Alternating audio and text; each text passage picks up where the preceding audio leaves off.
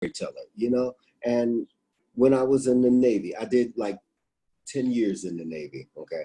And you meet people from all walks of life, and every one of them has a story to tell. In fact, in the Navy, we say every sailor has about 1,000,000 yarns to tell, you know? And I realized I had an act for telling these stories, you know, for telling other people's stories, you know, about them, and for telling about my childhood growing up in Philadelphia. You know, both parents were in the house, you know, domineering dad, you know, and the full works, old school. In fact, I'm a throwback. I like to think of myself as a throwback from yesteryear. A lot of the stuff I do, a lot of my thoughts are old school thinking, although, you know, I try to stay in touch with what's going on. Now, as far as me being a writer, I love to write about what makes me happy, you know, and I know that goes against what a lot of other writers believe, because most writers, they write, or should I say most authors, most people who call themselves authors, they want to sell, they want to sell, they want to be the next Stephen King, the next Dean Koontz, the next, the person who wrote Harry Potter. And that's all fine and dandy. If that's your thing, do it. My thing is just getting these, clearing these whirling thoughts, basically, getting all these stories out there. And once they're out there, what I've discovered was that I get like the empty nest syndrome, because I become so engulfed with my characters. I become my characters at certain times. I'll have conversations where I'm talking to a character as another character, and then I'll switch it around. So when you develop, or as far as I'm concerned, when you develop that relationship with your characters, once the book is over, it's like, what do I do? Oh, my children done left and went to college, you know, whatever, you know, the book is over. So that's why I keep writing. I always write another one, because it's like an addictive drug for me. And anything, I believe, anything that you do in life that you enjoy doing, it's not work. It's not hard, you know. So that's why I don't bother advertising my work, or I mean, I'll advertise, I'll put it up there only to have it up there, you know, so that people won't say, well, when I'm gone, people will say, who was your father? You know, what type of person was it? And my daughters will be like, oh, child, you don't want to know. No, I'm joking. They'll be like, here's a whole catalog, a whole, you know, 100 books, you know, and that was my goal when I first started writing, to do 100 books. Wow. I don't see it happening now. Well, it might happen. It might happen. I mean, what? You are well on your way. When I first started 4 years ago, I said, I don't see me writing 30 books. Boom, here I am 4 years later. So you never know. You know, I believe, and then I'll shut up forever. No, but I believe that people who say that they're going to write a book but never do it, or who do anything in life, or who never accomplish anything in life that they wanted to do, I think the only thing that stops them is this. And I strongly believe that. And I preach that to all the kids that I work with at work, and just people I know. All the time, you have got, it's up here. It's up here. In fact, I run marathons now, and I started running marathons to clear my mind, because I had so many books juggling up here, because one of my ways for, for writer's block. And that's the number one thing people have problems with, writer's block. And I say, I don't get it, you know, because I usually have my desktop right here, my laptop right here, my iPad right here, and I got research going, the internet going. See, when I play on the internet, I don't be playing, I be doing research, you know. So I have this going, and then I have this going. If I get writer's block, I got another story right here. I'm like, oh, well, maybe, you know, something like that. So that's how I defeat writer's block. And I never get writer's block that way, because there's always 3 or 4. There's always 3 or 4 stories that I'm working on simultaneously, which is another reason how I was able to do so many books. And for those of you who don't know, I completed in 4 years. I started in 2016. 4 years later, I got 30 books, and that's how I did it. One of the ways I did it, just simultaneously. And I never get writer's block that way. Now, on those rare occasions when I do feel clogged up, I run. Anyway, go ahead. I know that was a long answer, but Oh, no, that's fine. You actually said something that I really liked, so I actually quoted it. okay. You said, when I'm playing on the internet, I'm not playing, I'm doing research. That's right. I Yeah. love that because Yes. honestly, Hmm. speaking for myself, the internet is so helpful, but it can also be Yes. very distracting. Hmm. So where maybe I'm trying to write a description of a character's clothing, and then I go on Google and I'm like looking at the clothing so that I can describe it better, but then I'm like, oh, there's a sale. Wait a minute. Yeah, I Let me always pull end up out my credit buying card. stuff. I'm like, what? 2 for Exactly. 1? Wait a minute. So Yeah. it can get crazy, but I love that you said that. Yes. And I think that that's something we should all be mindful of. Like, I say it all the time, how people say, oh, if you're writing a book, shut off the internet, shut off your Hmm. social media. But I Hmm. find it very beneficial to Yes. have access to these things while I'm writing. Exactly. Um, Exactly. Now, before I was going to add on to that just a little bit. mhm, I usually have the TV blasting. I usually have my earpiece in, and I'm listening to music or I'm listening to the news. I'm from mhm, Philadelphia, but I live in Las Vegas. I miss Philly a lot of times, but it's too mhm. cold. I ain't going back, you know. But I'll listen to like KYW News Radio 1060 in Philadelphia just to see what's going on in Philadelphia because most of Wow. my stories are Philadelphia based. So I got this thing Mm. in my ear. I got all three computers going and I have the TV going. Why? Because well, first of all, the sound of silence, it kills me. I don't like that. I hate that. You know, so I always when I in fact I sleep with the TV on a lot and I sleep with the radio on sometimes too. Not because Mhm. I'm scared, but because I just don't like that sound of silence. And when I'm writing, I'll see a news article. Your president done did this. This fool done did that. And I'm like, Woo. you know what? And I start writing and I'll put it in and on whatever's going on TV. And I don't really be watching it. It just be on to get ideas. I get inspiration from everywhere. I see an ant Mhm. crawling on the floor. Oh, that's a story. You know, I'm gonna write a story about that. And Mm. that's actually a book that I'm working on where I Wow. put myself in an ant's body. I think it was a Ooh. ladybug, ant or ladybug. I got to go back to it. You know, I never throw anything away. That's another thing. People Mhm. say you got to edit, you got to do a rough draft, and you got to do this, you got to do that. Well, when I do my edits and whatnot, like a whole paragraph, I don't throw it away. I make a dummy file. In fact, I have like 6 or 7 dummy files where I'll put whole paragraphs in and I'll just change the name if I ever need it, change the name, change the nouns, you know, and that's basically what I do a lot. Change nouns. In fact, real quick, and then I'll shut up. Sure, no, you're fine.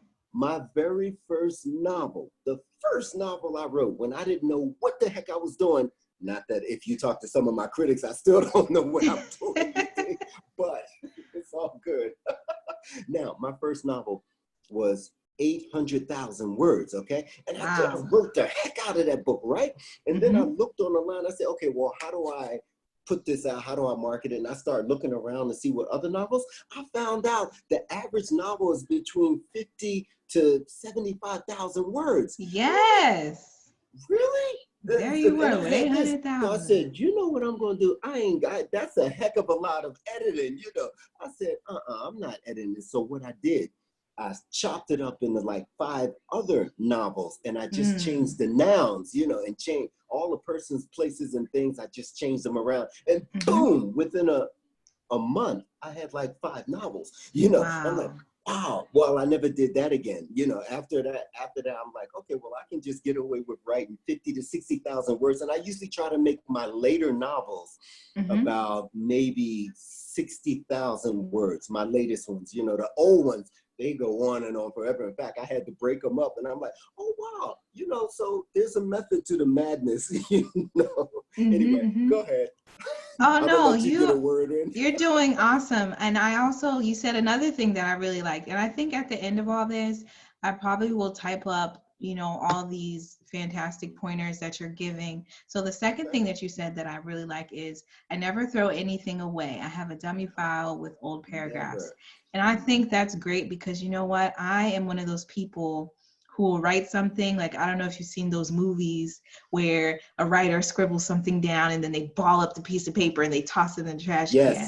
That's me. I will write it down, but if I feel like it doesn't fit with what I'm currently working on, I will ball it up, toss it, delete it.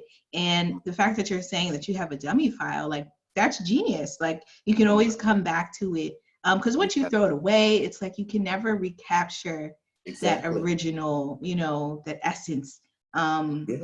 So thank you for that. So I'm gonna hop into some of these questions. So you're such a phenomenal person with like such a big, amazing personality. No, really. So I kind of want to get into that a little bit, like how you arrived to be this person. So I'm just gonna talk a little bit about your background, not too much, but just out of curiosity. I always like to learn about, you know, how people turned into be the amazing writers that they are. So as a child, what did you want to be when you grew up? Like, just what at that point, childhood? Well, actually, I wanted to be a football player. You know, I lived in Philadelphia and the Eagles was always on. My dad's favorite sport was the Eagles and the 76ers and the Flyers. I said, I'm going to be an athlete. And he was trying to groom me as such, you know. Wow. But when I turned 18, I was too little for football, too short for basketball, too uncoordinated for baseball. So I'm like, you know what do I want to do? A stripper. Maybe I can be a stripper. And seriously, I wanted to be a male stripper, but all right, I looked around. Well, I looked around and they were all muscle bound and big. And I'm like, you know what? But in the meantime, I fell in love, you know, and we had my first daughter, Melissa.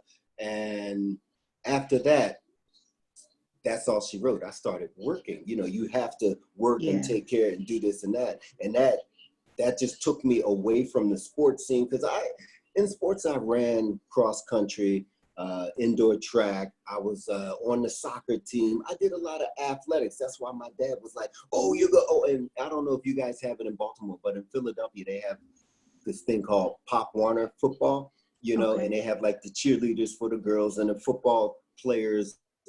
13 is the cutoff age, 13 and below. So I played Pop Warner football and I was real good and real fast, you know. So everybody thought I was going to be an athlete, but you know, and people used to tell me, don't fall in love, don't do it, you know, stay away from them girls, you know. Listen, you know, because of course when they tell you something, you're going to do the opposite, you know, when you're young and impressionable. That's a nice way to say stupid. Yeah. So I fell in love and I ended up getting married at 18. And that took away for the next X amount of years, I don't know, 10, 15 years, I would say.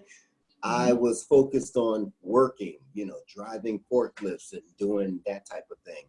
So, and the writing didn't come along because to be perfectly honest, I graduated high school. I realized I was reading and writing on a 6th grade level, you know, and that's not saying nothing bad about the Philadelphia school system, even though it's, no, let me stop. But so I realized it was after my father died. I think I was in my 30s or something.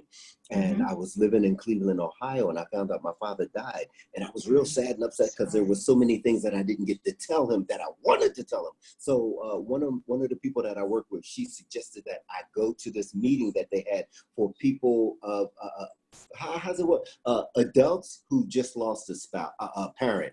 So I went to that meeting. And they said, okay, well, at that particular meeting, they said, everybody, I want you to write a poem or write something that you want to say to your parent that you didn't get to say. So I wrote this poem. I didn't know what the heck I was doing. Typo everywhere, all kinds of which way. And, you know, the more, I'm sure you know, the more education you get, the more dumber you become, you know. And it's like, I was like, so I wrote all this. And everybody was like, oh, it's so good. Oh, it's incredible. Oh, man. So this man, he made me the newsletter writer, you know, for all the meetings. He made me write all the news. He said, this is brilliant. No one's ever written like this before. And I'm like, are you crazy? All I did was just write from my heart, just what I wanted to say. So it was enough to have all these people they made me, so I wrote the newsletter for like 2-3 months, and that's when I started getting into it. And I would write a poem at the beginning, at the end of every letter, or at the beginning, you know, just to welcome everybody, blah, blah, blah. Okay, and that's how I started writing poetry, you know. And then from there, when I got in the Navy, it grew to short stories on a dare, and then it just grew. You know, you challenge yourself. You know, you figure, okay, well, blah, blah, blah. And a lot of my short stories were also in prose. They were rhyme. You know, I got like 5 pages of a story. It just rhymes, And everyone's like, wow, this is brilliant, blah, blah, blah. You know, you should make a novel out of that. And so that's how I got started. Wow. No, that's awesome. So from that, I took express yourself. It could lead to opportunities, because it seemed like you just went to a place to kind of like vent and express whatever was going on in your heart, and it turned into, an opportunity for you to share your skills, which you may not have even realized were skills yet, with others. And like you said, you just kind of went with your heart.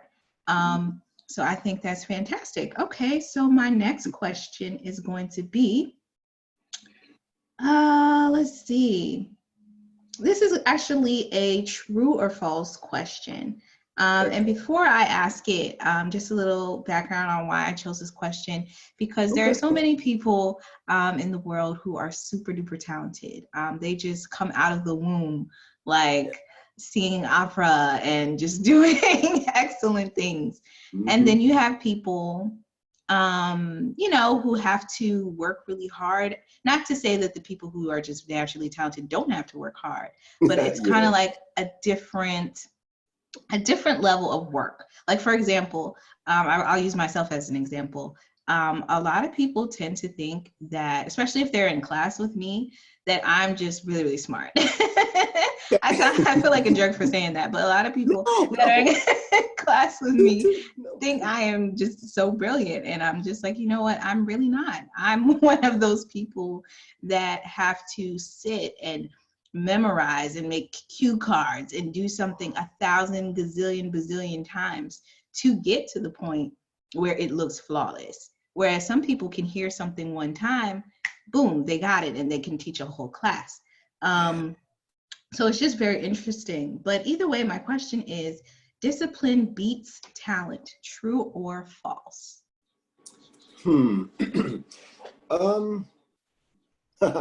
I think desire trumps both of them, okay? Now, I strongly believe, or should I say, bye, ladies, y'all have a good day. I'm sorry, my daughter's leaving. It's okay. I know a lot of people who have the discipline.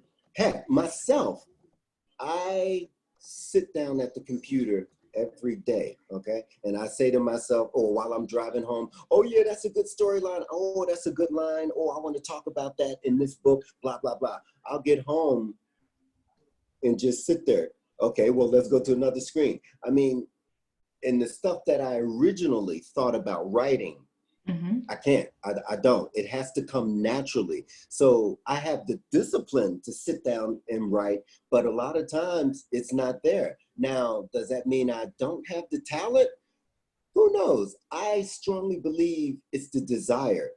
Now, if I can't sit down and write what I thought about 4 hours ago at work, if I can't write it down, I let it go and I write something else, because, and I like to believe that I didn't have the desire to write that. I had the desire to work on this particular book. Boom, boom, boom, boom, boom.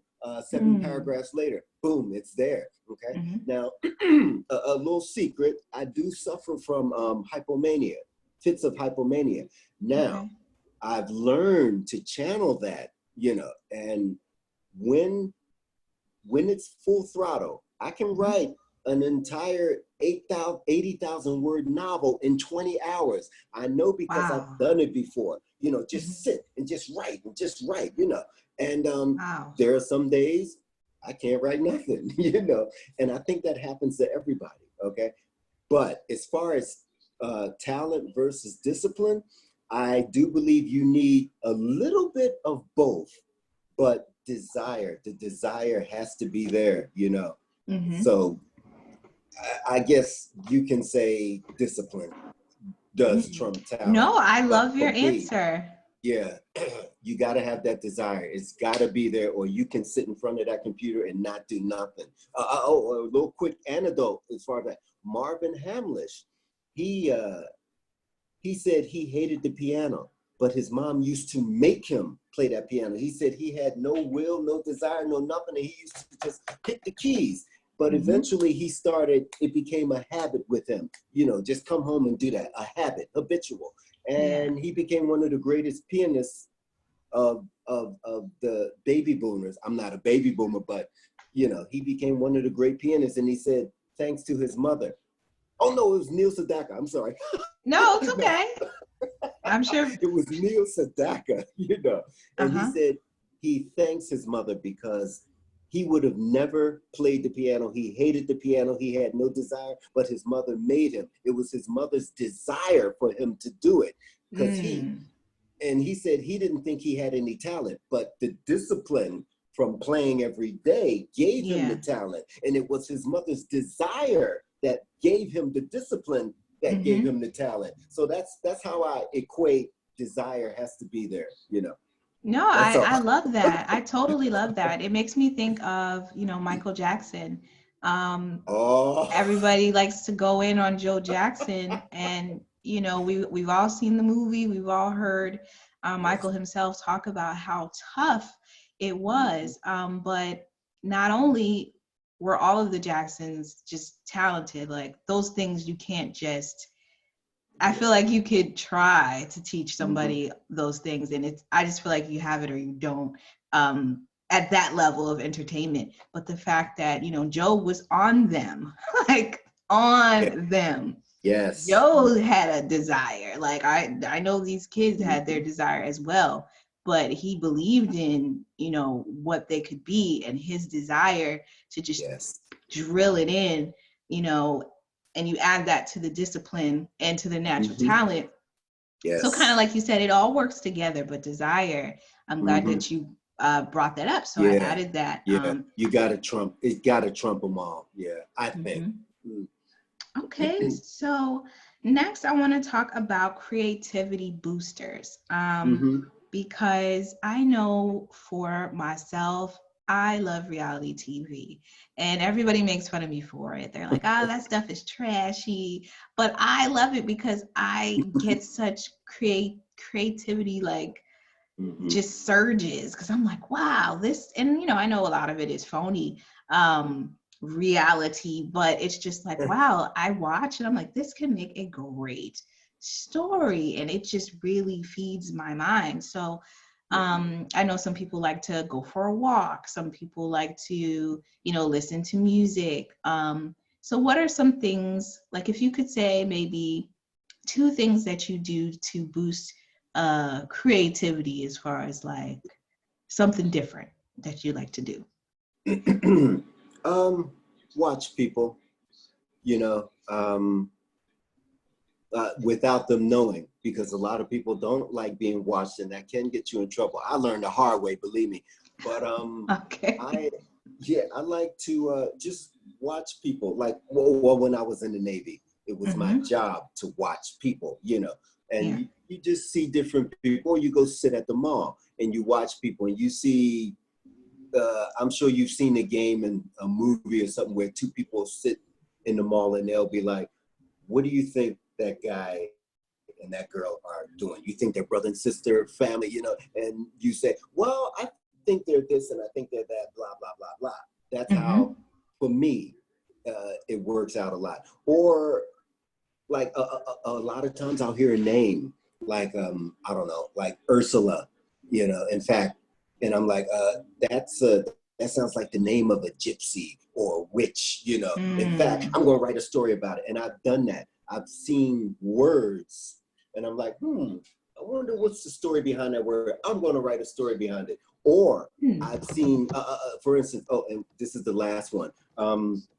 There was a story in the news, and most of my stuff does come from headlines in the news. Or when I see a movie, I'll say, oh, wow, that's interesting. Well, how how come you didn't make this person African American? Or how come the black guy always has to be the Nelly sissy? The only black guy in the whole movie has to be the little sissy. I'm going to write my own movie, and he's going to be a strong, intelligent male. And that's how I do a lot of my stuff. You know, it's from my point of view.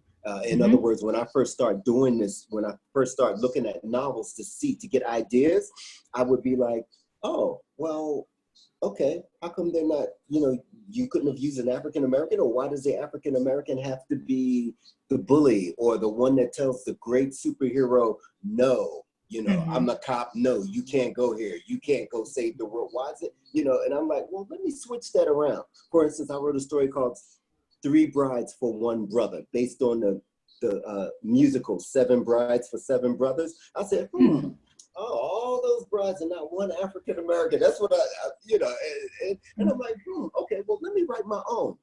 Three Brides for One Brother, you know, and then I love it. So, but yeah, that's where I get a lot of my inspiration, just from looking around and just saying, why couldn't they have done, you know, I mean, there's nothing wrong with the way they did it, but how do you expect me to keep supporting your movie, your this, your that, if I don't see nobody in there that looks like me, you know, or like, for instance, X-Men, you know, when the X-Men first start coming out, where's the black X-Men, huh? Where, I mean, yeah, they got the female, but you know, what about me? You know, I'm the one that gets beat down by the X-Men. Come on now. So I wrote my own book. It's called The Offsprings, and they're all superheroes, or they're all superhuman, and they're all different colors. They're not just African American, they're Asian, you know. Yeah. No. I figured there's enough of the alternative out there. Let me do something my way. And if nobody reads it, so what? If nobody likes it, so what? At least it's there if you want it. You know, it's on the shelf. Okay.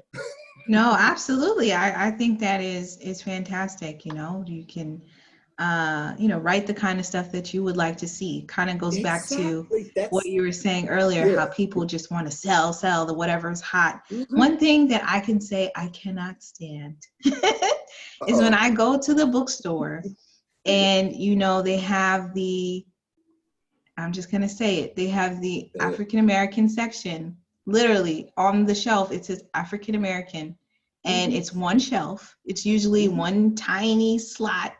And I look at all the book covers, and it's like, you know, I don't even want to say some of these titles. I know. You know what I'm talking about? Like, yes, Playa, or Pimpin' Ain't Easy. Like, it'll be like these, you know, very stereotypical books that are just about, you know, dirty money and drugs and, you know, promiscuous, you know what I mean? Like, and those things happen. And you know, if those are the stories that people want to tell, that's totally okay. And, you know, they're within their right to do that. But I feel like there's so much more. So like when I write, I'm like, okay, why can't there be a story about, I don't know, a doctor? Like some simple things. Because when I look at all the other bookshelves, the variety is just out of this world. There's so many different types of stories. The book covers are so different, the titles. And it's just like, but our one shelf seems to consist of one thing. And if it isn't something like stereotypical, it'll be Black history, which great. I love Black history, but it'll be something about slavery or, you know, Jim Crow. And I just feel like there's just so much more that we can share. And it's not that people aren't writing about it. And let me just say that, because I know a lot of people are. It kind of goes into, I guess, what's being marketed, what, you know, companies are wanting to promote.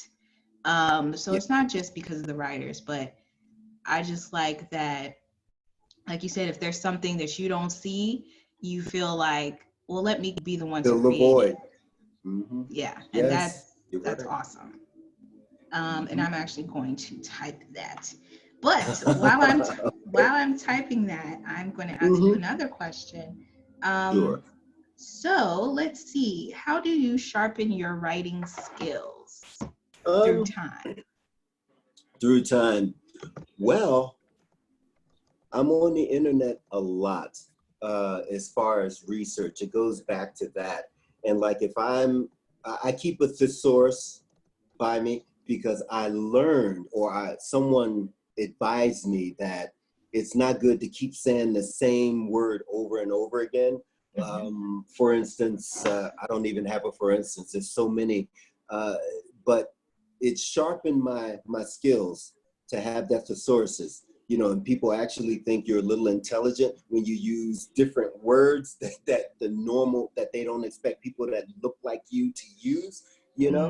And so a thesaurus always, I view that all the time. And like I'll do a sentence and then I'll say, I wonder if that, or if the next sentence has the same words in it or the same subject. I'll say, how can I change that around? And I'll look on my thesaurus. So a thesaurus, and always online, like for instance, what the person is wearing.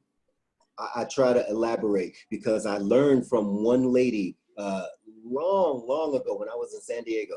She read one of my poems, and this was before I started writing novels. And she read a poem and she said, well, is this about you? And I said, no, it's just about anybody. She said, well, describe the person, because if the person knows you, or if they see you, they're gonna think it's about you. So tell me, what does the guy look like? How tall is he? Blah, blah. You gotta be descriptive for me. And that taught me, wow, people like, she's right. People want descriptive. Unless you want that person to think, oh, it's about you, describe the person.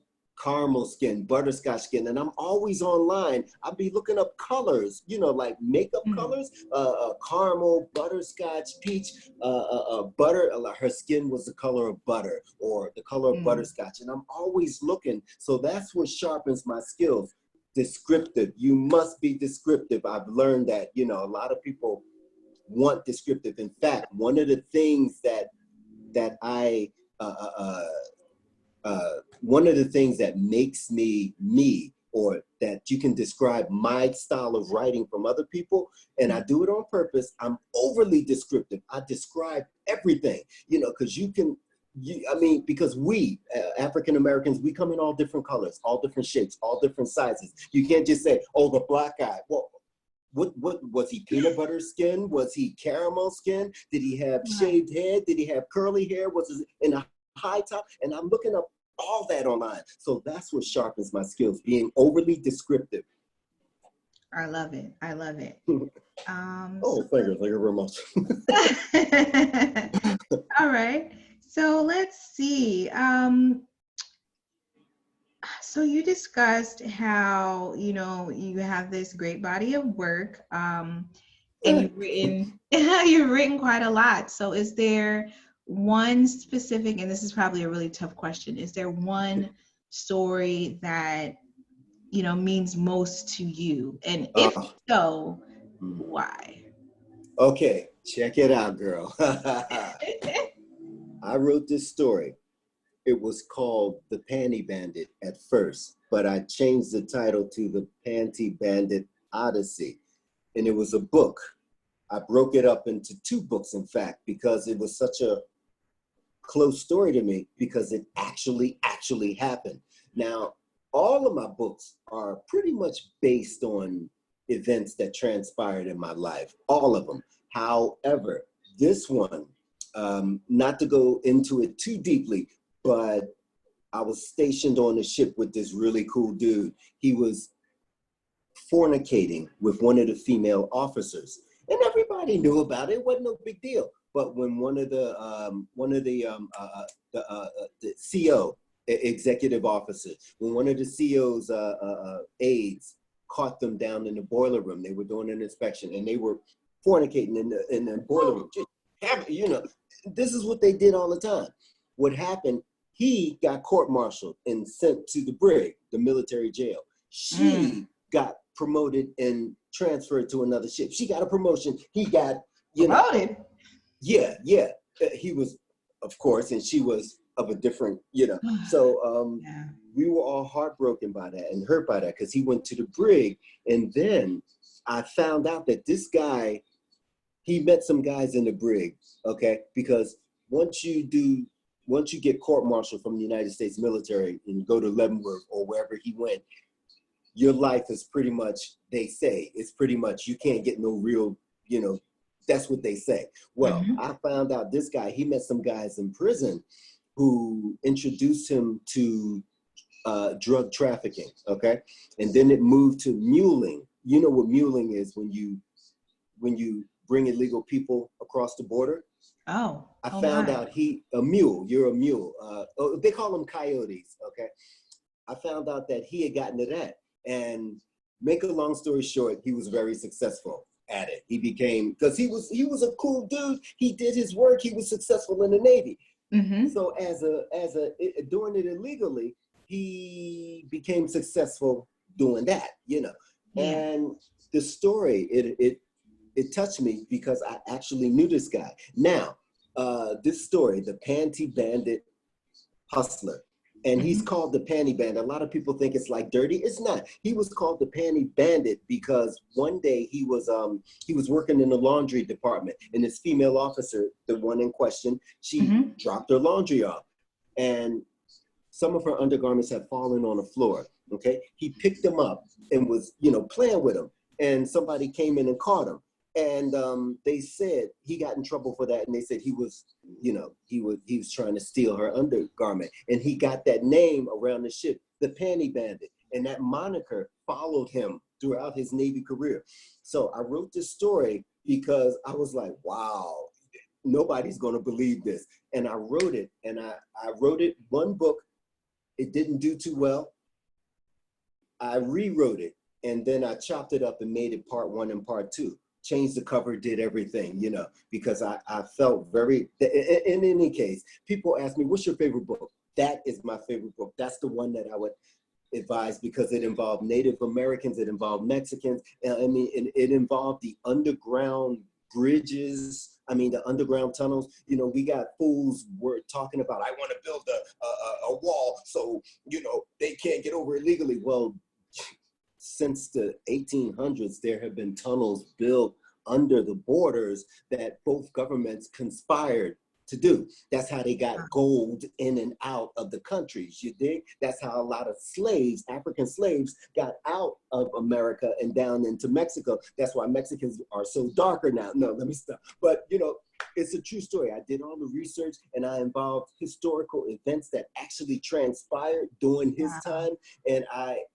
showed how he became, there was like depression, but in the middle of this depression, our country was in depression, this guy was thriving. He was, because he was doing this illegal stuff, and he was back and forth, and he was the best at what he did, and nobody suspected him because he was African-American, and most runners, most coyotes are Mexican, and even though he found out later on in the story that the guys who was hiring him, they were gypping him, because you usually get like $5,000 per person. This guy was getting $2,000 per cargo of 10 people, so he was getting ripped off, but still he was intelligent enough that he was making all this money, and that's my favorite story. And then it's Native American, and I put Native American history in, like 3 different tribes of Indians, and I tell, oh my gosh, it's just so good. I don't want to, that's the one. That's my favorite, the Panty Bandit Odyssey. It is, and it's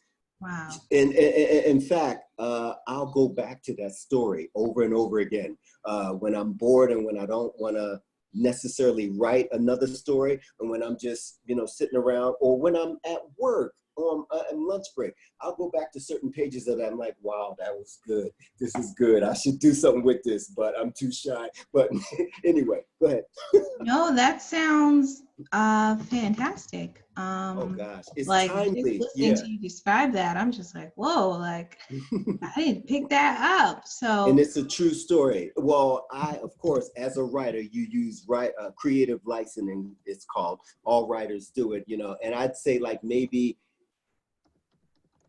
40% is creative license. The other 50%, 60%, excuse me, actually happen, But anyway, go ahead.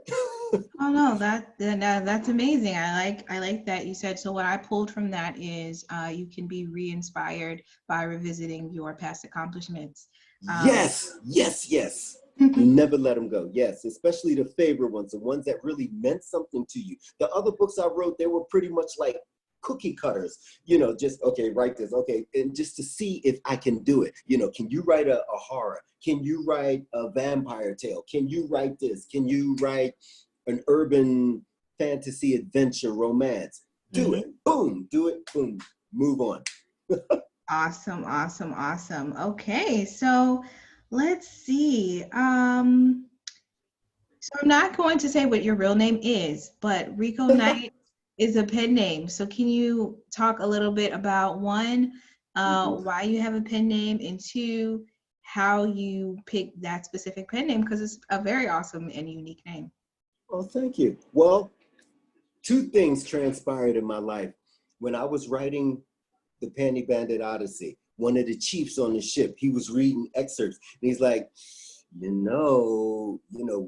there's a law. It's like Vegas. What happens in the military stays in the military. You can get in trouble for this. And he said, if I was you, I'd use a different name. And he said, because it was in the middle of a 6-month deployment. We were somewhere over Nairobi, I believe. And he was like, you're on a military vessel and you're using military equipment to write this. So technically, if somebody in the military don't like it, you can get in trouble. On the other hand, if it sells, they can take all the rights because you are property of the United States Navy. Remember that. And I was like, whoa, okay, pen name. Yeah. But even before that, when I was on the USS, all this transpired on the USS Rushmore, LSC 47 out of San Diego. Now, when I transferred to the USS Eisenhower out of Bremerton, Washington, that was a big old carrier. And they gave me a radio show. They said, oh, you write poetry, you should put your poems on the radio. So I was one of the only people on the ship that had a radio show. And one day I was on a quarterdeck, or one night I was standing watch. We were in Libertyport and we were in Hong Kong. I'll never forget it. And 2 guys, 3 guys, 4 guys, they came on board the ship drunk. And the name of the show was the Rico at Night Show. Okay, Rico is my middle name, Ricardo. And I just use Rico because that's what everybody called me. Mark, that's the government name. If you're going to give me a check, that's the name. So Rico is what I grew up with. So that's why I use Rico. And it was the Rico at Night Show. And these drunk people, they would come on, hey man, when is the next Rico Night Show? And I'm thinking, Rico Night? Rico Night. I'm like, it's the Rico at Night Show, man. Then another person, Rico Night Show. I'm like, okay, what the heck, Rico Night, so it just became Rico Night.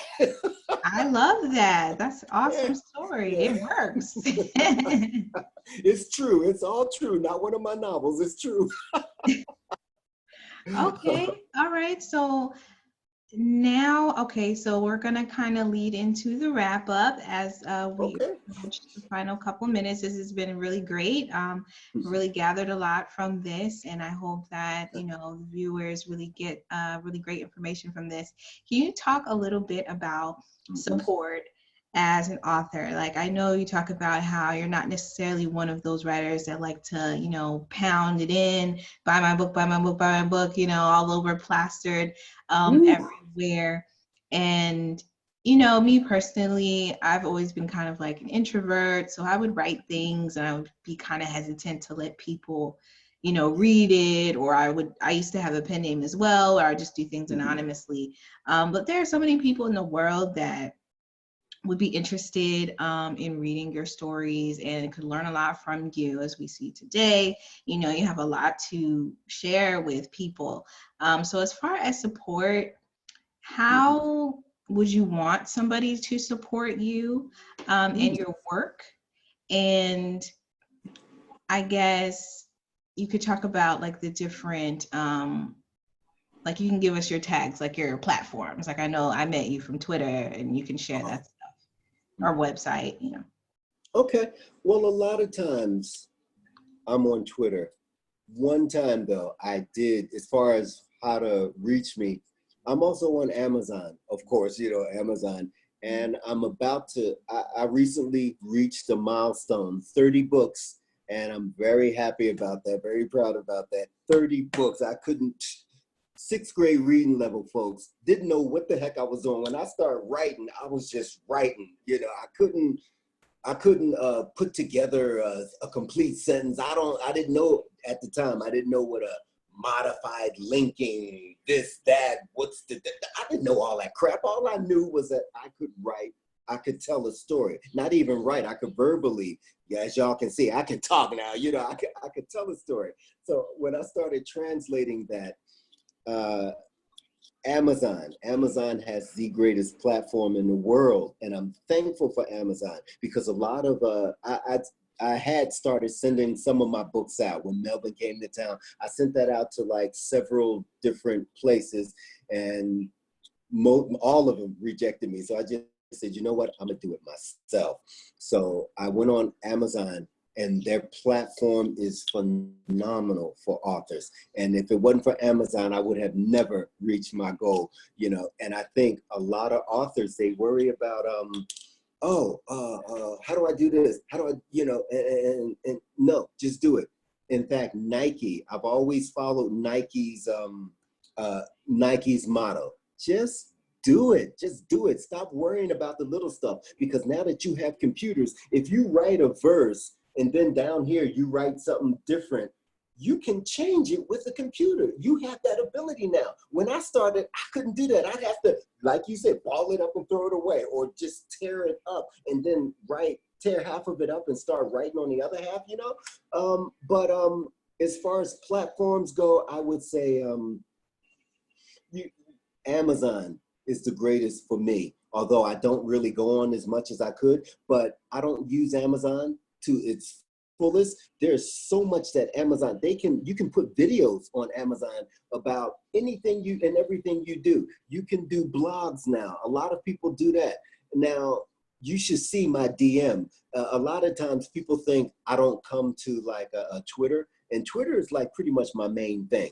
But people think I don't be on Twitter. I'm always on Twitter all the time. In fact, my DM, there's like hundreds, and I'm not kidding, hundreds of people, other authors. And the writing community has been very supportive. There's been some real mean people on there, you know, but so I don't go there too much, you know, because I don't need the negativity. Keep the negativity out when you're writing. There's too much other negativity going on around when you're writing, you know, so I don't go to a lot of those sites. However, people are always coming to me, wow, you have so many books. Can you please, can you read my book?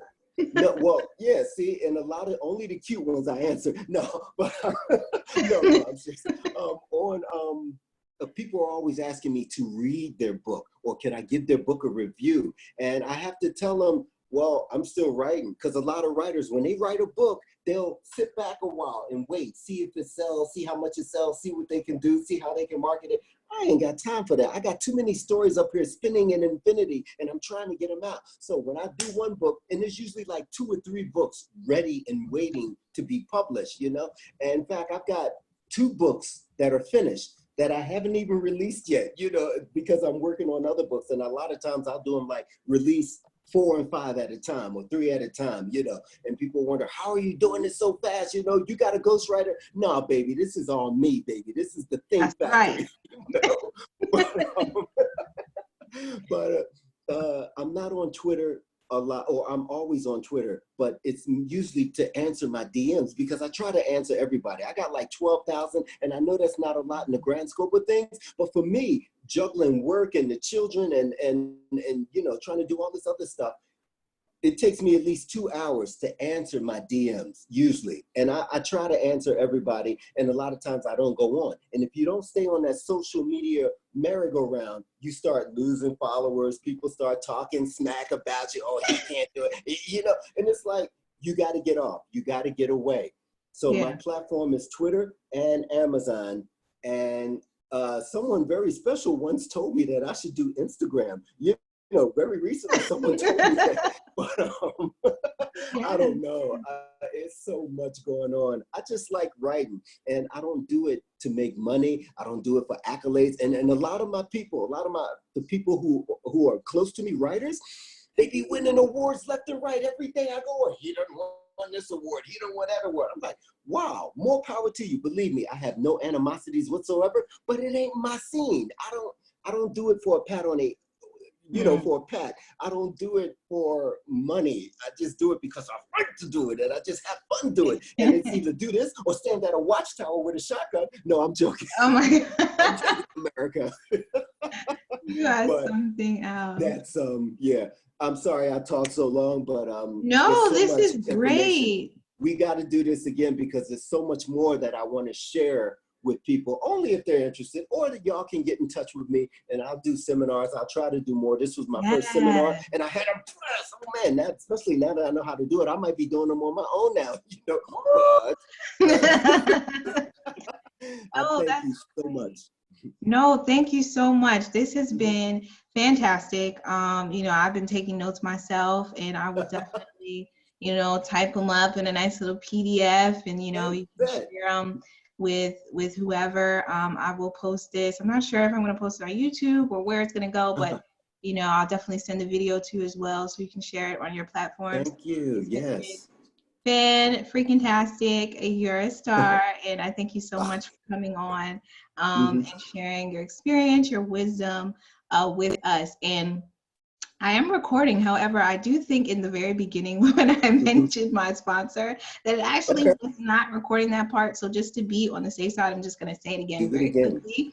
My name is Winifred, and I know it says Hennifer Gant on the actual screen, and that's because I'm actually using the Zoom account of Hennifer. She owns Career Image Solutions, which is an organization that specializes in all things human resources. So if you have your own business or you're an aspiring business owner and you need some help with HR strategy, HR law, maybe you just need some counseling, maybe you just need some help with recruitment, Career Image Solutions is everything HR. So definitely check them out. I will make sure to include the link somewhere. So if you're interested, you can finish the site.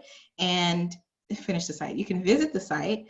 Also, I wanted to promote the podcast, Mumble Sauce on Everything. I kind of talked about it a little earlier, but it's just a fun podcast. Two friends talking about everything from life to politics and pop culture, just anything under the sun. It's really fun. I'll also add the link there.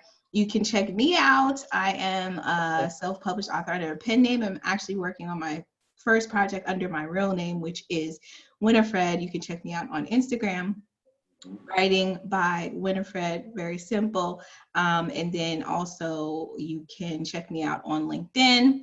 And I'll post links to everything so it's accessible. But thank you everybody for tuning in, whether you're tuning in live or you're watching the replay. Thank you so much, Rico Knight, for just being fantastic. This has been so much fun. And I wish you well in all your endeavors and much continued success to you. And hopefully, we can do this again. So I'm going to take this off the board and stop the video right now. Okay.